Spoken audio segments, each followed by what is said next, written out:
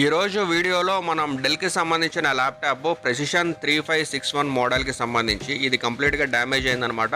ఈ మోడల్కి సంబంధించిన ల్యాప్టాప్లో కంప్లీట్గా ఎల్సిడి ప్లస్ కీబోర్డు ఈ రెండు రీప్లేస్ చేయాలి. ఈ రెండు వీడియోస్ కలిపితే ఫుల్గా లెంత్ అయిపోతుంది. అందుకనే నేను ఏం చేస్తున్నానంటే ఈరోజు ఫస్ట్ ఏంటంటే ల్యాప్టాప్ ఎల్సిడి ఎలా రీప్లేస్ చేయాలి ఈ వీడియోలో తెలుసుకుందాం.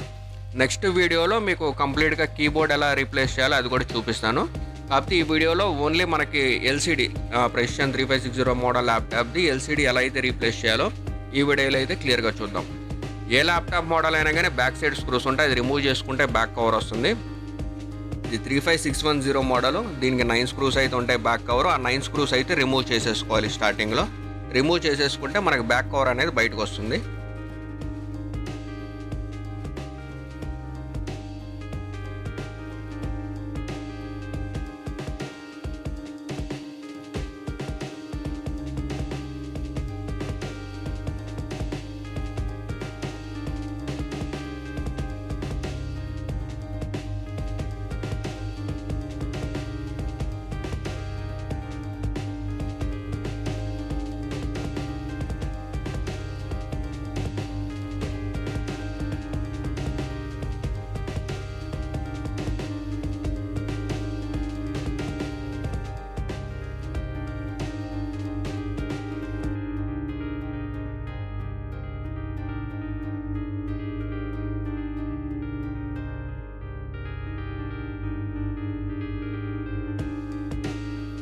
ఒకటి గుర్తుపెట్టుకోండి, మెటల్ బాడీలో మనము రిమూవ్ చేస్తున్నామంటే కంపల్సరీ మెటల్ బాడీ కాబట్టి లాక్స్ అనేది కొంచెం హార్డ్గా ఉంటుంది.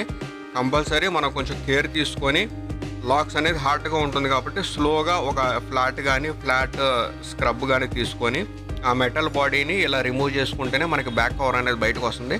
లేదంటే కొంచెం క్రిటికల్గా ఉంటుంది.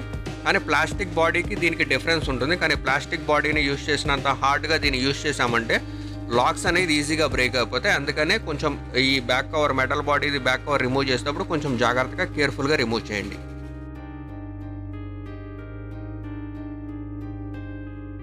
ఈ ఎవ్రీ ల్యాప్టాప్లో ఉండేదంటే కాంపోనెంట్స్ కాన్ఫిగరేషన్ అయితే మారుతుంది.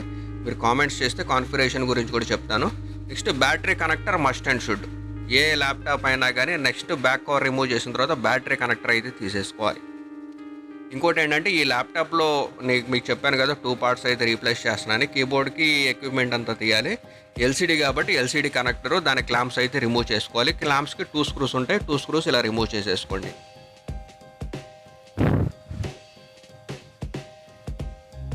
కనెక్టర్స్ తీసేటప్పుడు మాత్రం కొంచెం కేర్ఫుల్గా తీసుకోవాలి. ఎందుకంటే చిన్న పొరపాటు జరిగినా కానీ కనెక్టర్ బ్రేక్ అయిపోతుంది. చాలా చిన్న మైక్రోస్కోప్తో చూస్తేనే మనకు కనిపిస్తుంది, మన కంటికి అయితే కనపడదు. కొంచెం భూతద్దం చేసుకొని చూస్తేనే కనెక్టర్స్ కనిపిస్తాయి. అందుకని కనెక్టర్స్ తీసేటప్పుడు మాత్రం కేర్ఫుల్గా రిమూవ్ చేసుకోండి.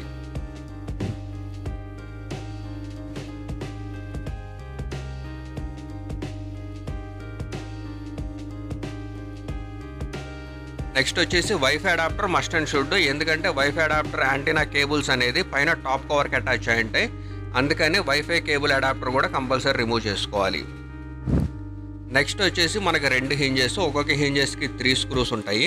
ఫస్ట్ నేను ఏం చెప్తానంటే ఫస్ట్ తీసుకునేటప్పుడు ఒక 2 స్క్రూస్ అయితే తీసుకోండి. మెయిన్ స్క్రూ ఉంటుంది, అంటే మనకి లోయర్ పార్ట్కి అప్పర్ పార్ట్కి మెయిన్ స్క్రూ ఉంటుంది, అది తీయకుండా ఓన్లీ 2 స్క్రూసే తీసుకోండి. ఎందుకంటే మనం పైకి లిఫ్ట్ చేసి యూనిట్ని సపరేట్ చేసేటప్పుడు కంపల్సరీ అట్లా మనకి బేస్ అనేది ఉండాలి. మామూలుగా అన్ని స్క్రూస్ తీసామంటే ఇట్లా మనకి లిఫ్ట్ అవ్వదు అనమాట. అట్లా లిఫ్ట్ అవ్వనప్పుడు బ్రేక్ అయ్యే ఛాన్సెస్ ఎక్కువ ఉంటాయి. అందుకనే ఓ 2 స్క్రూస్ తీసుకొని ఈ డైరెక్షన్లో పెట్టుకొని ఆ తర్వాత 3rd స్క్రూ తీసుకోండి. ఇది మోస్ట్ ఇంపార్టెంట్ ఎల్సిడి యూనిట్ని మనం సపరేట్ చేసేటప్పుడు.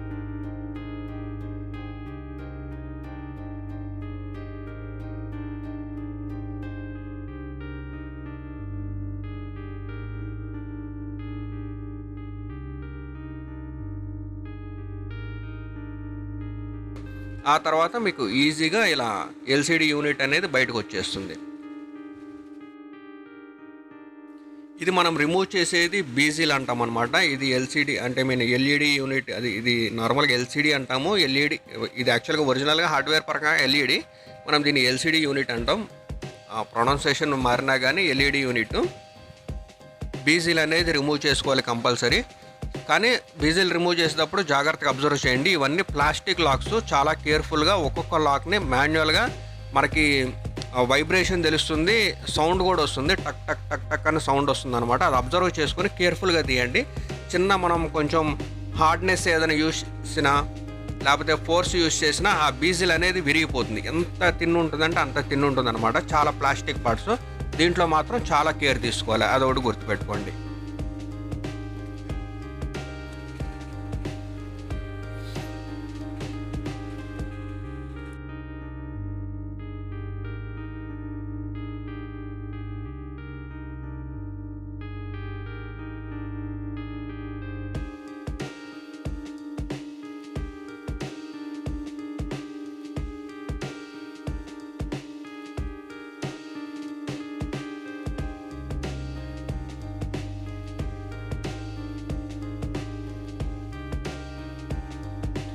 కంప్లీట్గా బీజిల్ పార్ట్ అయితే రిమూవ్ చేస్తాం. మనకు ఉండేది LCD connector, wifi connector. Next hinges remove చేస్తాం.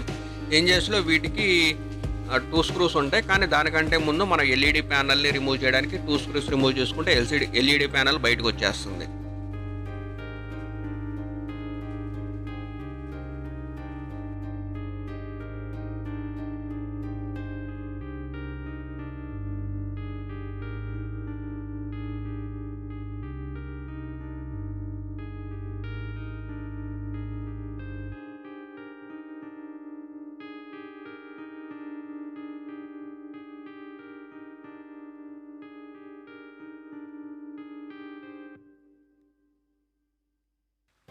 ఇలా ఎల్ఈడి ప్యానల్ని బయటికి తీసిన తర్వాత బ్యాక్ సైడ్ కేబుల్ కోసం మస్ట్ అండ్ షుడ్ చూసుకోవాలి. ఎందుకంటే పొరపాటున మనం ఫోర్స్గా లాగామంటే కేబుల్ బ్రేక్ అయిపోతుంది, కనెక్టర్స్ బ్రేక్ అయిపోతున్నాయి. ఎల్సిడి కానీ కేబుల్ కానీ ఎందుకు పనికి రాకుండా పోయింది, మళ్ళీ మనం కొత్తవి తెప్పించుకోవాల్సింది. ఇది మాత్రం చాలా కేర్ఫుల్గా రిమూవ్ చేసుకోవాలి. ఇది ఎల్ఈడి పార్ట్. ఇది సపరేట్ చేసేసుకుంటే ఇది ఆల్రెడీ డ్యామేజ్ అయింది కాబట్టి నో ప్రాబ్లం, పక్కన పెట్టేసుకోవడమే. ఇది కేర్ఫుల్గా తీసుకోవాలి. ఆ చిన్న కనెక్టర్, ఆ చిన్న పిన్స్ మనకు భూతద్దంలో చూస్తేనే కనిపిస్తుంది.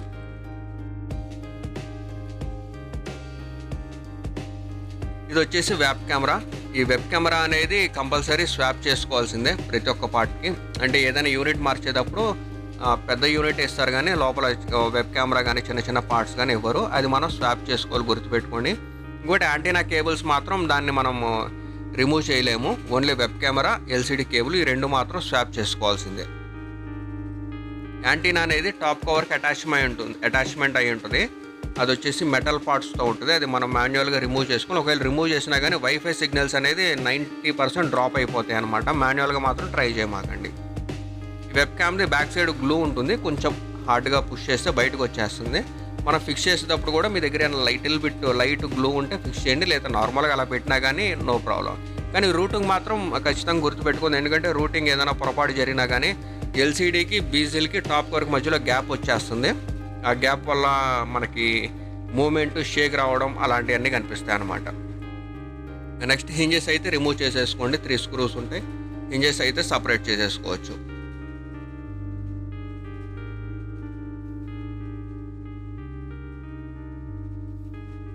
ఇప్పుడు మనం కొత్త టాప్ కవర్ తీసుకున్నాం కదా, ఈ కొత్త టాప్ కవర్కి మనం ఈ పాత ఏవైతే స్వాప్ చేస్తున్నామో అవన్నీ జస్ట్ రీప్లేస్ చేసేసుకోవడమే. హింజెస్ ఆ ప్లేస్లో లెఫ్ట్ రైట్కి లెఫ్ట్ రెండు ఫిక్స్ చేసేసుకోవచ్చు.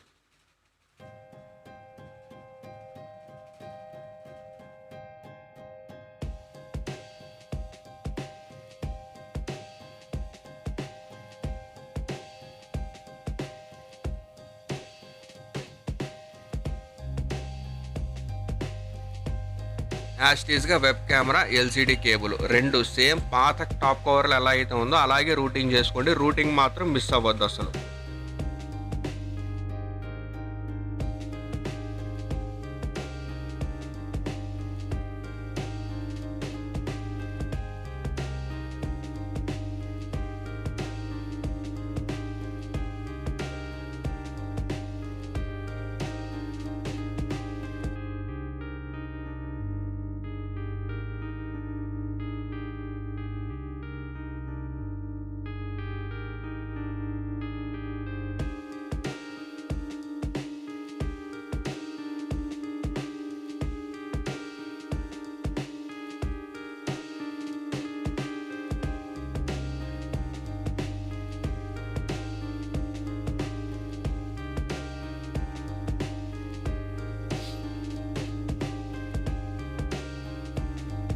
నెక్స్ట్ మన న్యూ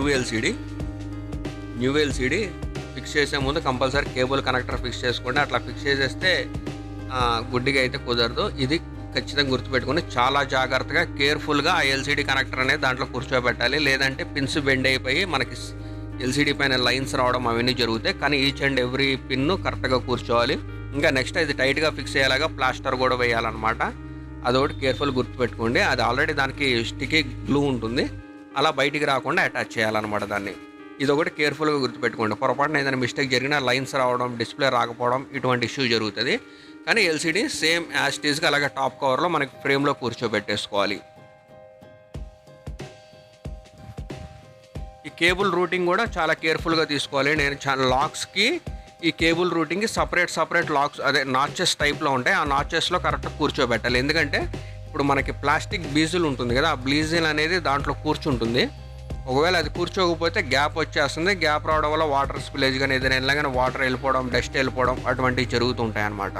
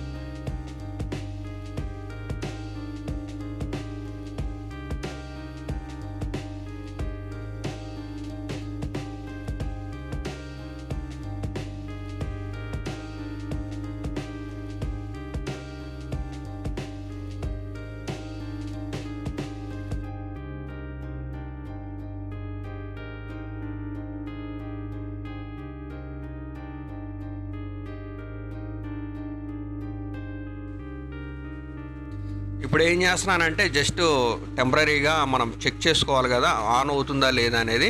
అందుకనే జస్ట్ ఎల్సిడి కనెక్టర్ కనెక్ట్ చేసుకొని బ్యాటరీ కనెక్టర్ కనెక్ట్ చేసి జస్ట్ ఆన్ చేసి చెక్ చేసుకుంటున్నా ఎల్సిడి కనెక్షన్ అంతా ప్రాపర్గా ఉందా లేదా, లేకపోతే ఏమైనా లైన్స్ వస్తున్నాయా, మనం ట్రబుల్ షూట్ చేసుకోవడానికి ఈజీగా ఉంటుంది. కాబట్టి ఇలా ఓపెన్ కండిషన్లో చెక్ చేసుకోవాలి.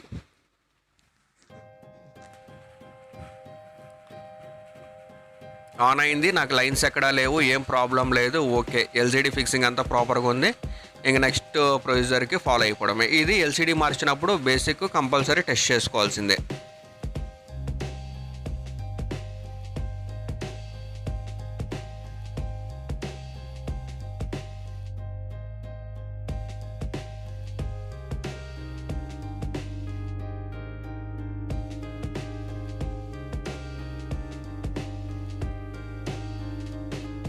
పైన ప్లాస్టిక్ బీజిల్ అన్నాను కదా, ఇది డ్యామేజ్ అయింది కాబట్టి దీంతో పాటే వస్తుంది. ఇది కంప్లీట్గా ఉండే నార్మల్ కవర్స్ అన్నీ రిమూవ్ చేసేసుకొని ఇలా ఫిక్స్ చేసుకోవాలి. ఫిక్స్ చేసుకున్న తర్వాత మీరు ప్రెస్ చేసేటప్పుడు లాక్స్ అనేది మీరు గ్యాప్ కనిపిస్తుంది కదా, ఆ లాక్స్లో ప్రాపర్గా టక్ టక్ టక్ అని సౌండ్ వస్తుంది. అది గుర్తుపెట్టుకోండి, అప్పుడే మనకు కరెక్ట్గా ఫిక్స్ అయినట్టు.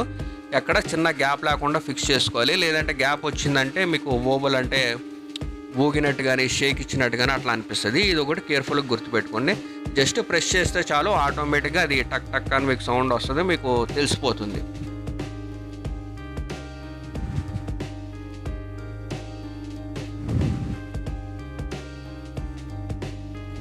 ఇదంటే కంప్లీట్గా ఎల్సిడి రీప్లేస్మెంట్, అదే ఎల్ఈడి రీప్లేస్మెంటు.